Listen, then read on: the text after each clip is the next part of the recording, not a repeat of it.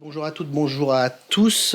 Je souhaitais effectivement profiter de ce colloque consacré à l'éducation nouvelle pour revenir non pas sur les 20 premières années, mais sur, comme indiqué dans le titre, mais sur les 10 premières années de cette revue qui s'intitule Pour l'ère nouvelle.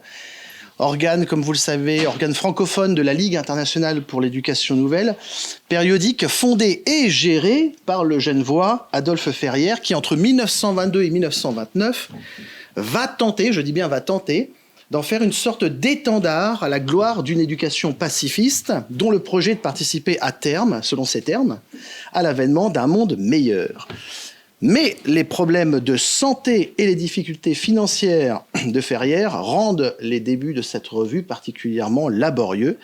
Dès lors, sans véritablement parvenir à donner à cette revue une assise éditoriale digne de ce nom, Ferrière va multiplier en vain, je dis bien en vain, les projets de collaboration avec d'autres responsables éditoriaux. Alors il s'agit là du projet que je souhaite vous présenter, l'objet de cette communication, vous montrer comment Ferrière va tenter de se séparer à plusieurs reprises de cette revue.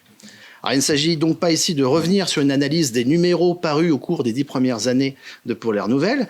Non, nous sommes partis de quelques correspondances nouvelles retrouvées entre Ferrière et différents personnes appartenant à son réseau pour analyser sous un angle nouveau l'histoire des premières années de cette revue. Alors en cela, nous répondons à l'invitation de Daniel Amine qui en 2002 exhortait les lecteurs de l'excellente revue Les sciences de l'éducation pour l'ère nouvelle à l'occasion d'un numéro anniversaire, celui des 80 ans de la revue, dans lequel il nous invitait donc à nous pencher sur cette histoire. Je le cite, « L'histoire de la fondation de Pour l'ère nouvelle reste à écrire. L'histoire archivistique s'entend, car une tradition simple et satisfaisante existe que chacun reprend à son compte, faute d'aller vérifier. Sans doute cette tradition n'est-elle pas inexacte. La version qu'elle véhicule de cette histoire demeure cependant très incomplète. De quelle version parle ici Ameline? D'une version selon laquelle Ferrière aurait fondé cette revue et aurait cherché à la porter le plus longtemps possible et presque à incarner en quelque sorte ce qu'il appellera d'ailleurs selon ses termes sa revue à plusieurs reprises dans son petit journal. Alors pour cette recherche, nous avons ainsi mobilisé différents fonds d'archives. Notons la place importante jouée dans ce corpus par les archives du Père Castor. Père Castor, raconte-moi une histoire.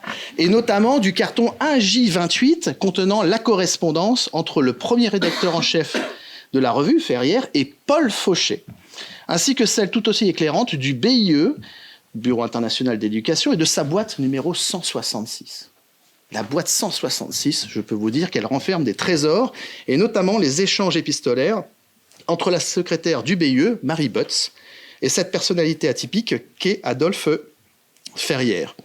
Alors, je souhaiterais enfin profiter de l'occasion qui m'est donnée aujourd'hui pour remercier ceux que l'on ne remercie pas suffisamment.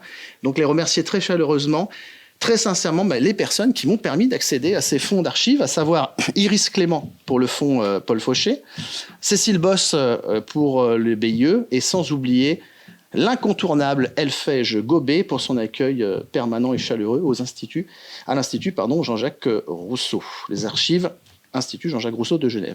Bien, pour commencer, il est sans doute nécessaire de revenir sur cette personnalité que je vous ai indiquée comme étant atypique, celle d'Adolphe Ferrière. Je vais rappeler certains éléments sans doute connus, mais qui me semble nécessaire quand même de préciser. Docteur en sociologie, il est auteur de 10 ouvrages en 1922. C'est un auteur donc connu, installé dans le paysage.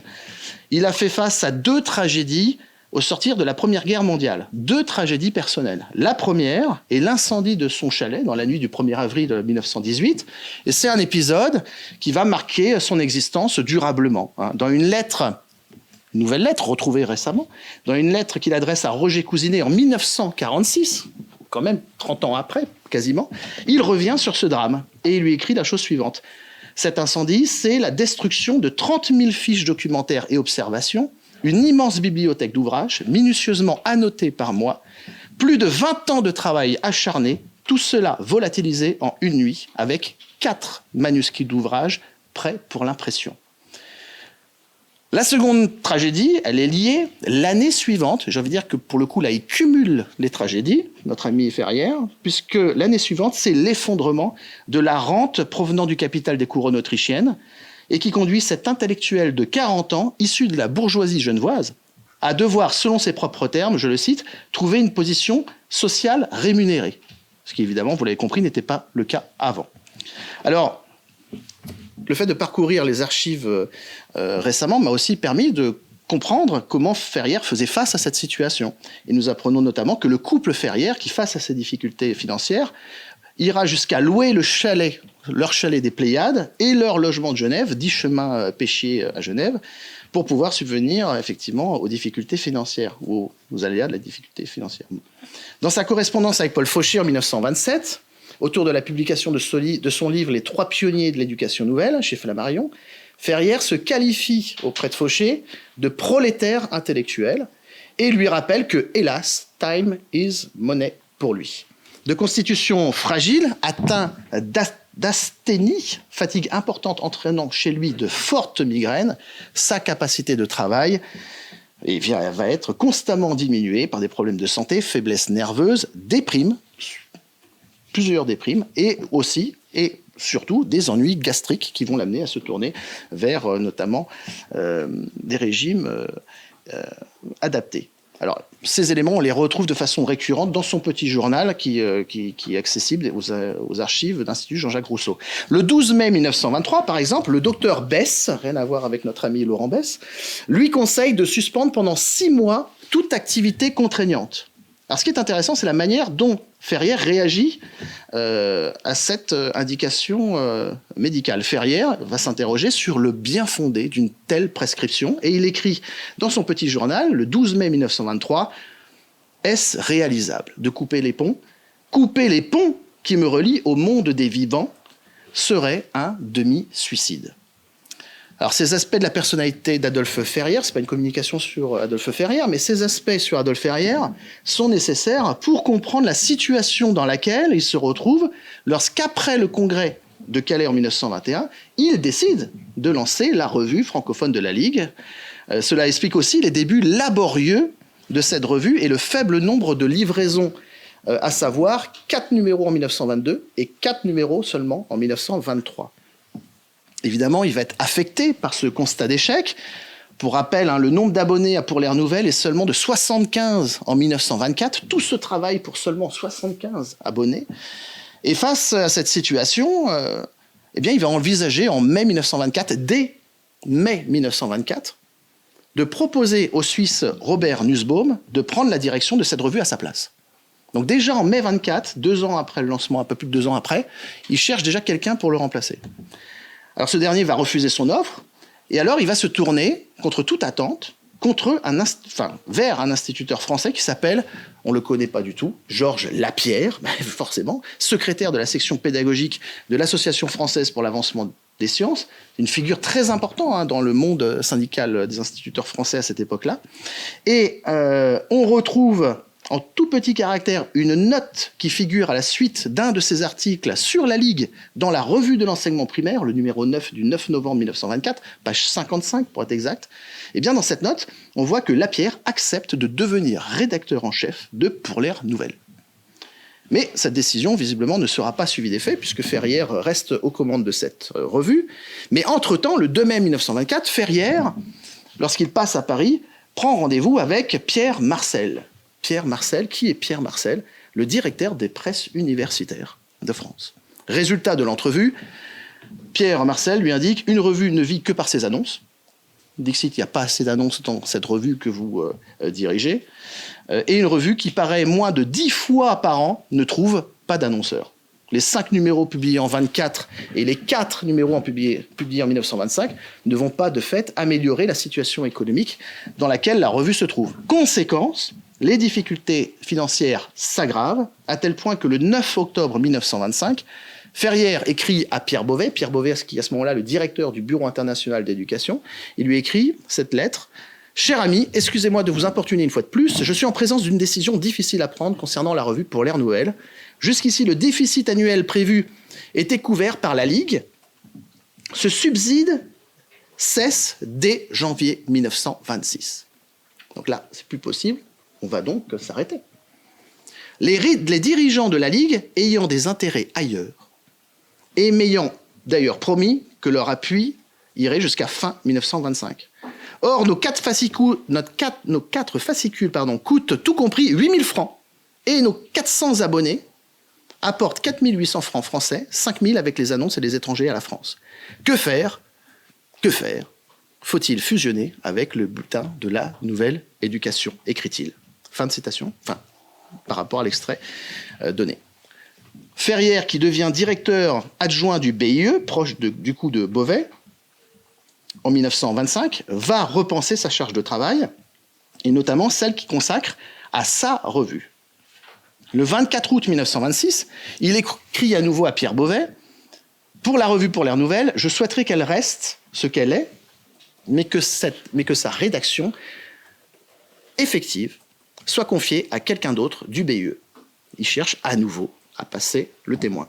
Alors cette préposition, une nouvelle fois, ne va pas être suivie des faits. Et il écrit le 4 mars 1927, cette fois-ci à Marguerite Régnier, qui est une adhérente de la Nouvelle Éducation, donc proche évidemment des dirigeants de la Nouvelle Éducation que sont Roger Cousinet et Madeleine Guérit. Il lui écrit « Il faut à tout prix que la revue arrive à voler de ses propres ailes, tôt ou tard, soit par l'augmentation du nombre de ses abonnés, soit par celle de ses annonces. Seriez-vous d'accord d'en toucher 2 mots à Madame Guérit pour mettre ce point à l'ordre du jour de la prochaine Assemblée générale de la Nouvelle Éducation? La question de la fusion de nos revues serait pour 1928. J'ai proposé à Madame Guérit un échange des annonces en attendant. Elle ne m'a pas répondu. » Alors, Madame Guérit, elle est au courant des difficultés financières de la Ligue. Rappelons qu'elle est membre de l'association anglaise des New Ideals in Education et qu'à ce titre, elle connaît très très bien la situation de la Ligue et notamment la situation financière. Alors, elle va répondre de façon relativement courtoise à Ferrière le 23 mars 1927. Et dans sa lettre, elle écarte ce projet au motif que la Ligue n'est pas sûre et que son avenir est incertain. Position qu'elle va développer et préciser dans une autre lettre retrouvée, adressée cette fois-ci à Paul Fauché, le 12 mai 1927, où elle le met en garde. Il me faudrait une longue conversation philosophique, religieuse et scientifique pour vous expliquer pourquoi la réelle influence de Ferrière n'est pas et ne peut pas être ce que vous en pensez. Quant à la question de la conjonction des deux revues, Guérit écarte cette possibilité au motif, je cite, du manque de sens critique de Ferrière qui lui fait mettre dans sa revue du bon, du médiocre et du très mauvais pêle-mêle. Ce refus de Guérit ne va pas décourager Ferrière qui, dès l'année suivante, en mars 1928, propose cette fois-ci une nouvelle collaboration, une nouvelle fusion à un autre rédacteur en chef d'une revue prestigieuse dans le monde de l'éducation nouvelle, en tout cas de l'entre-deux-guerres, Georges Berthier, rédacteur de l'École des Roches, donc il va toquer à peu près à toutes les portes, et il propose à Berthier une fusion entre sa revue L'Éducation et Pour l'Air Nouvelle. Tentative qui va une nouvelle fois se solder par un échec à l'issue de promesses non tenues par Georges Berthier, comme Ferrière s'en plaindra auprès de la secrétaire du BU, Marie Botz, le 13 décembre 1928. Chère madame, mes relations avec M. Berthier sont froides. Il s'est offert en avril de créer une fédération des revues françaises et d'éducation et a accepté par écrit, le 15 mai, les conditions posées par moi et par lesquelles je le chargerai de cette activité. 3 mois de silence. Pas de réponse à mes lettres. Et le 15 août, j'apprends qu'il a fait épauler sa revue par le redressement français et repousse toutes les conditions qu'il avait acceptées le 15 mai. Façon d'agir inqualifiable. Nous avons rompu sur le terrain des revues, mais je lui garde ma reconnaissance pour tout ce qu'il a fait pour l'éducation nouvelle et les éclaireurs, et revues mis à part. Restons en relation d'amitié. Relation froide, restons en relation d'amitié. Vous interpréterez évidemment le sens par rapport à ce qui vient d'être dit. Entre-temps, Ferrière revient à la charge auprès du BIE, il est acculé avec des problèmes financiers, et il sollicite une nouvelle fois sa secrétaire, Marie Botz, le 19 juin 1928. « Chère madame, je consacre en moyenne 2 jours à 2 jours et demi par semaine à la correspondance de Pour l'Air Nouvelle. Mais cela concerne presque toujours ma revue. À ce propos, je prie M. Beauvais de voir s'il n'y aurait pas lieu de proposer que l'intermédiaire des éducateurs, nouvelle piste qu'il envisage, c'est une revue des archives de l'Institut Jean-Jacques Rousseau, qui paraît 6 fois par an, pour absorber Pour l'Air Nouvelle. Mais cette proposition va conduire le BIE à solliciter Ferrières pour que ce soit sa revue qui accueille les 4 à 6 pages de l'intermédiaire des éducateurs, à partir de 1929. Alors ce montage va s'avérer, je ne rentre pas dans les détails, mais va s'avérer délicat, en raison notamment de plusieurs contraintes éditoriales. Et il faudra attendre 1929, la restructuration du groupe français d'éducation nouvelle, le GFEN, qui, je vous le rappelle, dépose des statuts en préfecture en 1929, pour que Ferrières leur confie l'administration et la gestion de cette revue. Évidemment, ce sera l'objet d'une nouvelle communication, je l'espère, à venir. Pour conclure, à travers ces quelques exemples de tentatives que nous pourrions, à certains égards, qualifier de désespérées, Ferrières souhaite prendre ses distances vis-à-vis de Pour l'Air Nouvelle pendant presque 7 ans. Au-delà de la nature des échanges dont je vous ai rendu compte, nous apprenons que Ferrières, en définitive, tente de s'en défaire dès 1924, comme indiqué précédemment. Dit autrement, les 10 premières années de la revue francophone de la Ligue peuvent se traduire par un arrêt de financement qui va mettre celui qui en a la charge, Adolphe Ferrières, en très grande difficulté et le conduire par conséquent à vouloir s'en séparer. Je vous remercie.